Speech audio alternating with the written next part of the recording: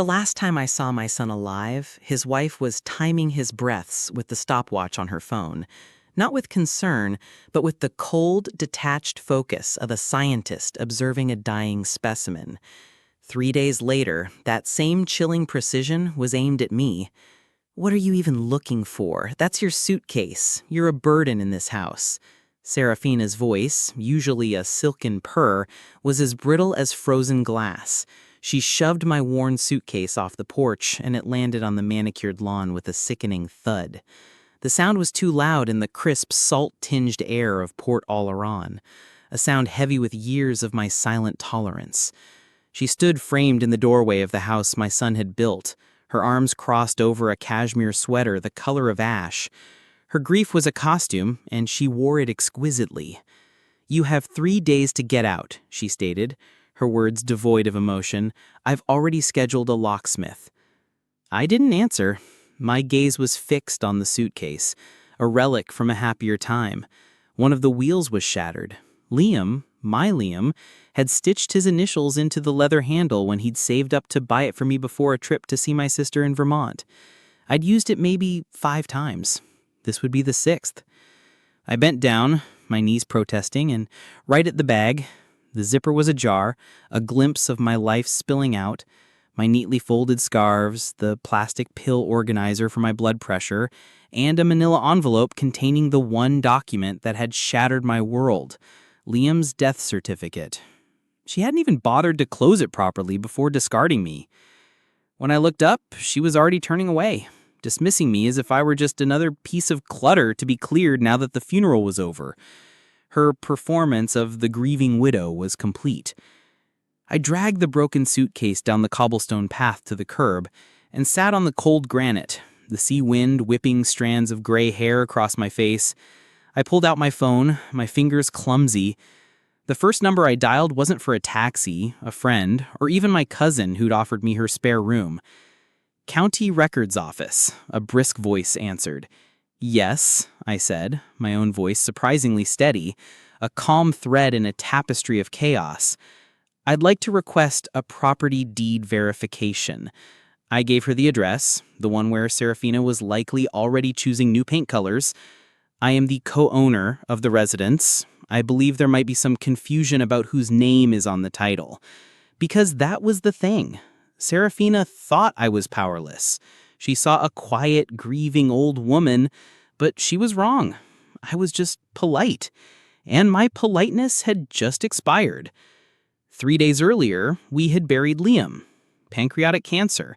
A thief in the night had stolen him in less than a year.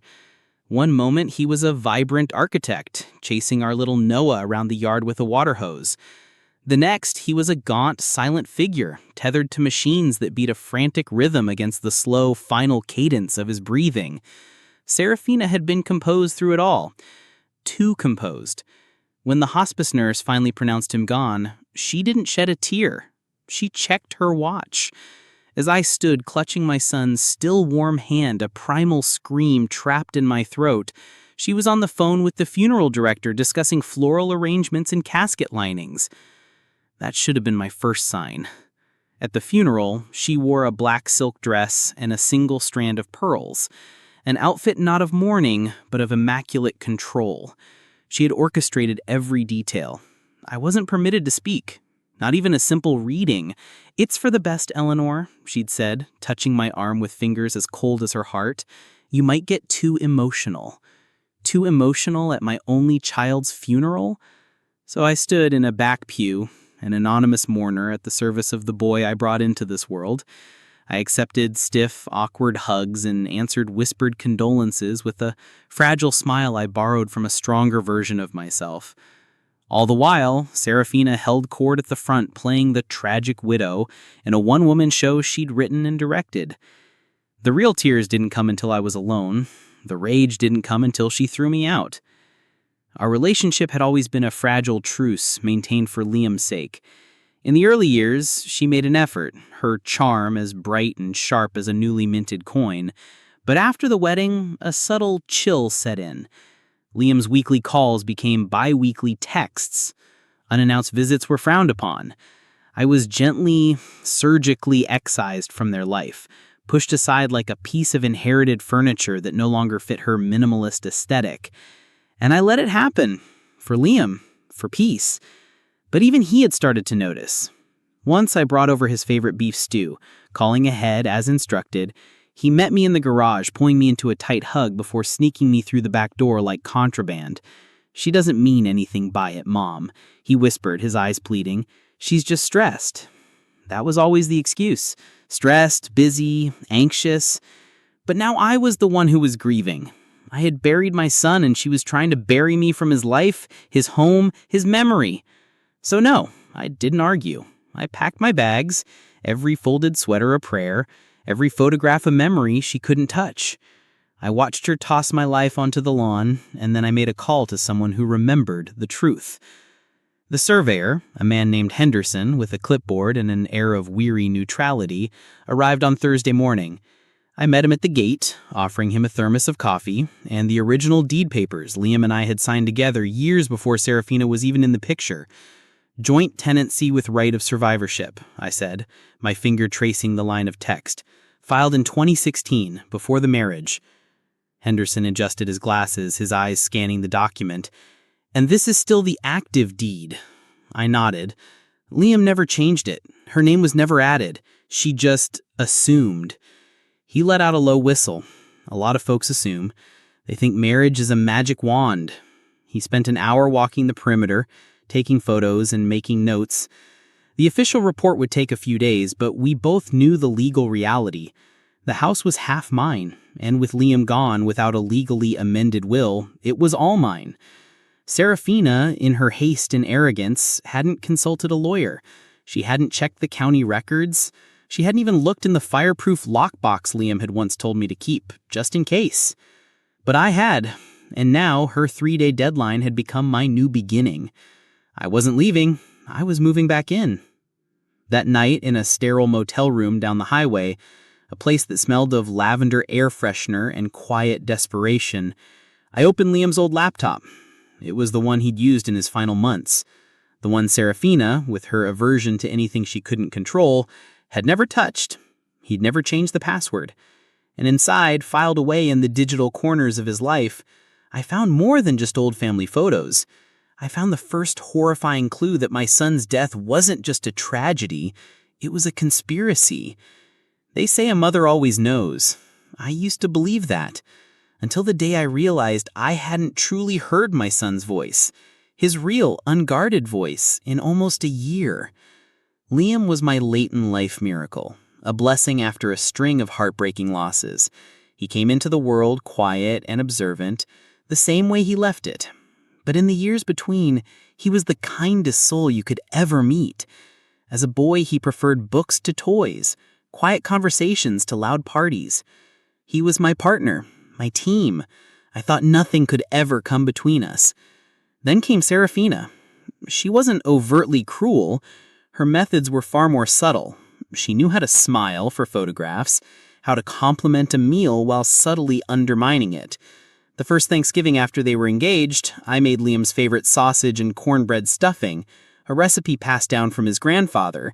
Serafina took a single, delicate bite. "Oh," she'd said, her smile never wavering, "how rustic." Liam never asked for it again.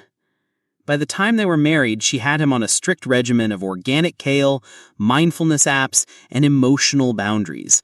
He started using phrases that sounded foreign in his mouth. "We need to protect our peace, Mom." Our peace, as if I were the storm he needed protection from. His calls dwindled, the distance grew, and I let it happen, because I thought that's what good mothers do. They let go. They allow their sons to build their own lives, even if it means being left on the outside looking in. When Noah was born, I thought I'd be needed again. And for a while I was. Serafina had a difficult C-section, and I moved in for 2 weeks, cooking, cleaning, and rocking my grandson to sleep. I cherished every moment, breathing in that sweet baby smell, feeling that fierce protective love all over again. But as soon as she recovered, the gates came down. "Noah's overstimulated today, Eleanor. We're trying to limit visitors to give him a calm environment." My role was terminated. Then came the call that changed everything. They found something, Mom. Liam's voice was a strained whisper over the phone. Pancreas, stage 4. I stood frozen in my small kitchen. The last thing she had said to me was that she knew it was better if I didn't visit too often, as it might upset him. Now I wondered what truth she had been concealing. In my kitchen, a dish towel in one hand, my world collapsing. I moved into their guest room a week later, offering to pay rent. Serafina waved it off, not with kindness, but with a dismissive air. "Just try not to create extra work," she'd said. As the months wore on, I noticed chilling patterns. She managed all his appointments, all his medications. "The details are too stressful for him," she'd claim. But Liam wasn't just being shielded, he was being isolated. One day I asked him, "Honey, do you know what the latest scans showed?" He looked at me with his tired, hollowed eyes. "I don't ask, Mom. Serafina says I should just focus on feeling good." But he wasn't feeling good. He was wasting away. When I dared to bring up an article about a clinical trial, Serafina shut me down instantly. "We are following the doctor's plan, Eleanor. Let's not confuse him with false hope." False hope. Not, "Let's stay positive," not, "We'll look into it." False hope, as if she preferred him to be resigned. And in his final weeks, he was exactly that. Sedated, silent, surrendered. Grief doesn't walk a straight line. It circles back, a predator in the dark. After Liam's funeral, my grief didn't just ache, it itched. It felt like an injustice. A story with the last page torn out. And Serafina had forgotten one crucial detail in her meticulous plan. Liam never changed his passwords. In the motel room, I pulled out his old MacBook. The password was Starfish, 1998, the year he won the state science fair for his project on marine echinoderms. My throat tightened. He hadn't changed a thing. I navigated through folders of architectural drawings and tax documents until I found a subfolder labeled Miss E. Inside, a file named S-Trips 2 and 23 JPG. I clicked. My blood ran cold. There she was, Serafina, laughing, her head thrown back in ecstasy, one arm wrapped around a handsome, sun-kissed man I didn't recognize. They were on a pristine white sand beach, a tropical sunset painting the sky behind them. She was wearing a crimson swimsuit, the same one she'd worn when she came home from a supposed spa weekend with her cousin a week before Liam died. But this wasn't a spa, and that man wasn't her cousin. My hands trembled as I scrolled. Serafina on a hotel balcony, a champagne flute in her hand. Serafina and the man, Julian Croft, according to a photo tag, holding hands on a boardwalk. The timestamps were a brutal, systematic gut punch. May 10th, Liam was admitted to hospice. May 12th, Serafina was kissing Julian on a catamaran. May 15th, Liam's breathing became labored. May 16th, she was back home, dressed in somber tones, holding my hand and talking about how hard this all was. I backed away from the screen, a wave of nausea washing over me. I should have felt pure rage, but what I felt was a sickening sense of recognition. The late nights she claimed were for clearing her head, the missed hospice visits, it wasn't stress, it was freedom. I dove into his email archives. I searched for Julian's name. Nothing. But then I searched the drafts folder. There was one message, saved but never sent, dated 2 weeks before he died. "Mom, if you're reading this, I guess I couldn't find the words. Something is wrong. I think S is lying about the money, about the will. She won't let me talk to anyone but her doctor. I'm scared, but I'm too tired to fight anymore. Please, if something happens, don't let her get away with it. I love you." The blinking cursor at the end of text felt like a heartbeat, his last desperate attempt to be heard. He knew he had saved it. But he hadn't been able to hit send. Was he too weak? Too drugged? Or had she seen him? Now I had it. Motive, opportunity, and suspicion hardened into certainty. The next morning, I went to the town library and searched public records. And there it was, a new will filed just 2 days before Liam passed, witnessed by one of Serafina's colleagues. The signature, Liam Alistair Prescott, was a shaky, unfamiliar scrawl. I pulled up a photo on my phone of the last birthday card he sent me. The signatures didn't even remotely match. She had forged it. The very document that gave me my son's house, his assets, his legacy, and guardianship over his child, my grandson. I had motive, method, and her mistake. But I couldn't do this alone. I needed my own team. I needed the Tidewater Sentinels. If you think the elderly move slowly, you've never seen a group of retired professionals smell a rat. It had been years since I'd seen Arthur, Vivian, and Silas in the same room. We used to joke about forming a club called the Tidewater Sentinels, a nod to the coastal town we'd all chosen for retirement. We never made it official, but I always knew who to call if the truth needed an advocate. Arthur Kensington was a retired judge, a man whose mind was still as sharp as a closing argument. His small cottage was overflowing with law books and a quiet, unshakable sense of justice. Vivian Reed had been a tenacious investigative reporter for the Boston Globe, the kind who never took no for an answer. She now ran the local bookstore, but her instincts were far from retired. And Silas Black, a former PI, was a man who moved through the world with an unnerving stillness.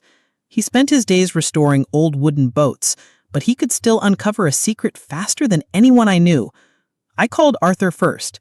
"I need help," was all I said. "My place Tuesday," he replied without hesitation. "Oh, bring a pie." When I arrived, Vivian and Silas were already there, a pot of strong coffee brewing. Vivian had a notepad labeled Project Nightingale, a grimly appropriate code name. Silas was whittling a small piece of driftwood, his focus absolute. "So," Arthur began, adjusting his reading glasses, "who's the target?" "Serafina Prescott," I said, "my daughter-in-law." Vivian raised an eyebrow. "The porcelain doll with the 100-watt smile and the vacant eyes?" I nodded, then laid everything out on his heavy oak table. Printouts of the photos, a copy of the forged will, Liam's unsent email. I told him everything. Her chilling composure, her isolation of Liam, the eviction. By the time I finished, Vivian's jaw was tight, and Arthur was already scribbling on a legal pad. Silas had stopped whittling. "You're saying," Silas said, his voice a low rumble, "that she used his illness as cover to liquidate his assets while carrying on an affair? And I believe she forged the will to secure the rest," I added, my voice steady. "Good God," Arthur murmured. "I've seen corporations with fewer Machiavellian tendencies." "She's arrogant," Vivian stated. "She thinks she's smarter than everyone else. That makes her sloppy. That means we can catch her." I looked at each of them. "My friends, my sentinels, will you help me?" Arthur folded his arms. "Let's divide and conquer." He pointed a pen at Vivian. "You dig into Julian Croft's financials, social media, past relationships. Find out if he's a gigolo or a partner in crime." He turned to Silas. "You get a look at Liam's official medical records, quietly. I want to know exactly what medications he was on, who administered them, and when." Then he looked at me and Eleanor. "You do nothing. No calls, no confrontations. You are a grieving, displaced mother. That is your role for now." Vivian smirked. "Oh, she's not just going to grieve. She's going to outlive and outsmart." A small, fierce smile touched my lips for the first time in days. That's the plan. The truth, once you start digging for it, has a way of crawling out of the dark. It took them less than 2 weeks. Vivian was the first to strike gold. "He's not just a fling, Eleanor," she said over the phone, her voice tight with disgust. "Julian Croft is a professional. He has a history of romancing vulnerable, wealthy women. And guess what? Serafina has been paying the lease on his luxury condo in Portland for the last 18 months in cash." The words felt like stones in my gut.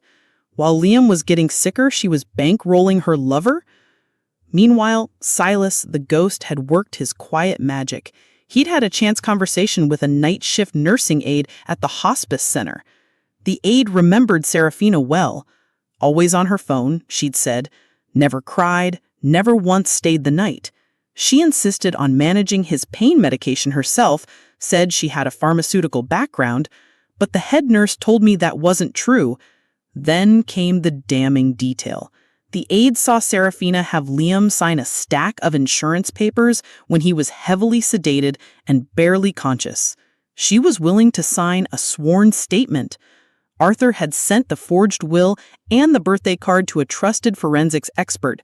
3 days later, we met in his study, the air thick with the smell of old paper and imminent victory. "It's a forgery," Arthur said simply, "and not even a good one," the expert said. "The pen pressure, the slant, the very formation of the letters, it's a different hand entirely. The notary she used, his license expired 2 years ago. He's a friend of Julian's." Then Silas slid a small flash drive across the table. "Audio," he said, "from a bug I planted at their favorite coffee shop." He hit play on his laptop. He changes his meds, he might actually become lucid again. Then Julian's smooth voice. "Just get it done, babe.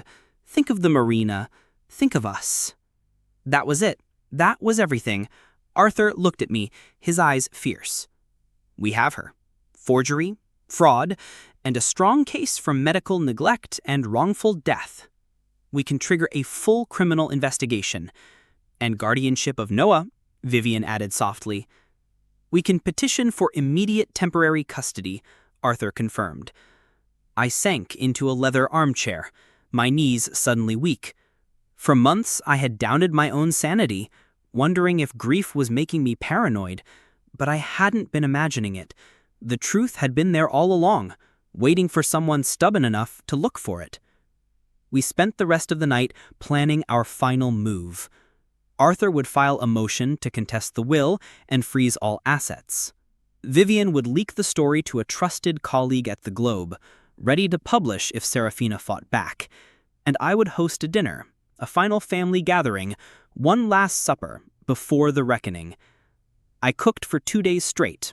Roast chicken, garlic mashed potatoes, Liam's favorite creamy green bean casserole. I used the fine china he grew up with, the set Serafina had once called quaint and banished to the attic.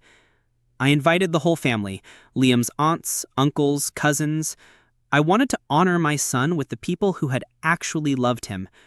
Serafina arrived dressed in a severe gray dress, a mask of feigned humility firmly in place. "Is this a celebration, Eleanor?" she asked, looking around my small apartment, a flicker of suspicion in her eyes. "Of course," I said, my voice warm. "A dinner to honor Liam's memory, properly." The mood was warm, nostalgic. We shared stories, we laughed. It almost felt normal. Then, as dessert was served, Arthur cleared his throat. "If you all don't mind, Eleanor has invited me to share something. A legal clarification, if you will." Serafina stiffened. Arthur placed a folder on the table. "This," he said, his voice resonating with judicial authority, "is Liam's original will, dated 2016. It clearly designates his mother, Eleanor Prescott, as his sole heir and the guardian of his son." A gasp went around the table. "That's absurd," Serafina snapped, standing. The will was updated. "Yes," Arthur said, holding up a second document. "With this forged version you submitted, signed when Liam was heavily medicated, notarized by an unlicensed associate of your lover, Julian Croft." "I don't know who that is," she cried. Vivian stood. "That's funny," she said, dropping a stack of glossy 8x10 photos on the table. "Because here you are with him on a yacht in the Bahamas while your husband was dying in hospice." The room erupted in whispers and gasps. Serafina staggered back, her face a canvas of pure horror. "This is slander." "No," I said, my voice quiet but carrying across the stunned silence. I stood and placed a sealed envelope in the center of the table. "This," I opened it, and read Liam's last words aloud. When I finished, A sob broke from Liam's aunt. Serafina's face twisted, fury and fear warring for control. "You can't prove any of this." "We already have," Arthur said calmly. "The forensics report, the sworn testimony from the hospice aide, the bank records showing you draining his accounts, and the recording," Serafina added softly, "of you and Julian planning it all." That was the final blow. The mask didn't just crack, it shattered.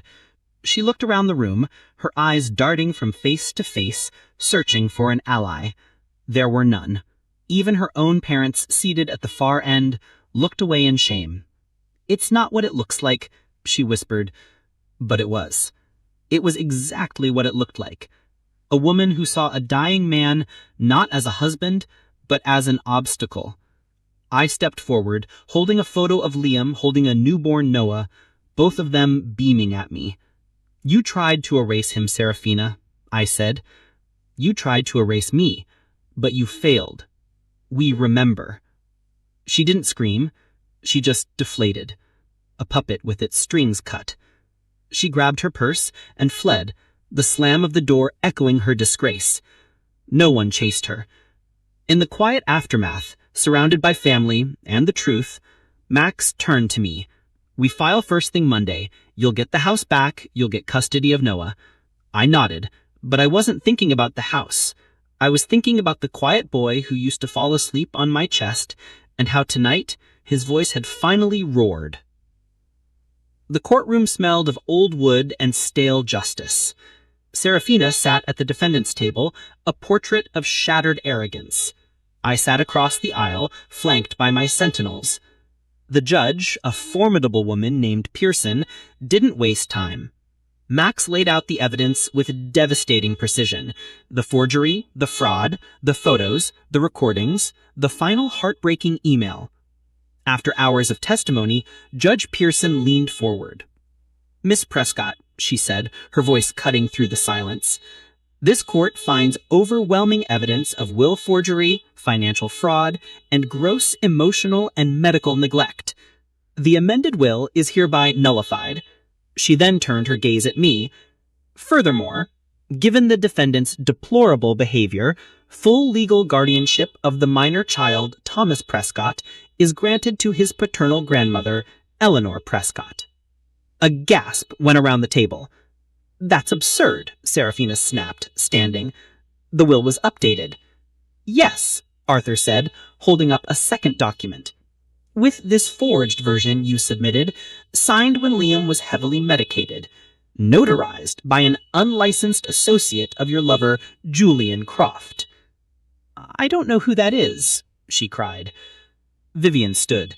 "That's funny," she said, dropping a stack of glossy 8x10 photos on the table, "because here you are with him on a yacht in the Bahamas while your husband was dying in hospice." The room erupted in whispers and gasps. Serafina staggered back, her face a canvas of pure horror. "This is slander." "No," I said, my voice quiet but carrying across the stunned silence. I stood and placed a sealed envelope in the center of the table. "This is truth." I opened it and read Liam's last words aloud. When I finished, a sob broke from Liam's aunt. Serafina's face twisted, fury and fear warring for control. "You can't prove any of this?" "We already have," Arthur said calmly. "The forensics report, the sworn testimony from the hospice aide, the bank records showing you draining his accounts, and the recording," Serafina added, "of you and Julian planning it all." That was the final blow. The mask didn't just crack, it shattered. She looked around the room, her eyes darting from face to face, searching for an ally. There were none. Even her own parents, seated at the far end, looked away in shame. "It's not what it looks like," she whispered. But it was. It was exactly what it looked like. A woman who saw a dying man not as a husband, but as an obstacle. I stepped forward, holding a photo of Liam holding a newborn Noah, both of them beaming at me. "You tried to erase him, Serafina," I said. You tried to erase me, but you failed. We remember." She didn't scream. She just deflated. A puppet with its strings cut. She grabbed her purse and fled, the slam of the door echoing her disgrace. No one chased her. In the quiet aftermath, surrounded by family and the truth, Max turned to me. "We file first thing Monday. You'll get the house back. You'll get custody of Noah." I nodded. But I wasn't thinking about the house. I was thinking about the quiet boy who used to fall asleep on my chest, and how, tonight, his voice had finally roared. The house felt smaller than I remembered. Grief had made the walls feel impossibly vast, the silence a living entity. Now, with the truth aired out, it had shrunk back to its proper size. A home. I unlocked the front door with the original key, the one I'd kept in my purse for years. I stepped inside, not as a visitor, but as its guardian. I opened the windows, letting the salty Maine air chase out the last vestiges of her perfume and her lies. I brewed chamomile tea, the way Liam liked it. Upstairs, Noah was napping in his father's old bed, his small chest rising and falling in a peaceful rhythm. He hadn't asked for his mother. Children know. They sense the absence of warmth long before adults can name it.